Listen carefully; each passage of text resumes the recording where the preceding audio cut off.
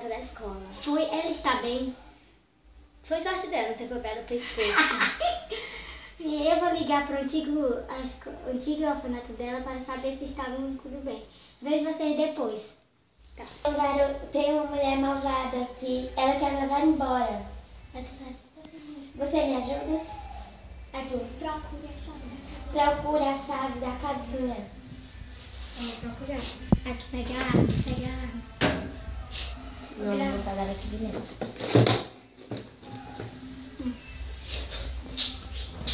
Você quer brincar? Talvez então. Ai, agora que vai ser da freira. Vai ser ele. Tá no carro. Tá no colo. Nós estamos aqui de trás. Vai. Vai, tu parou. Você está bem? Ué, você está bem?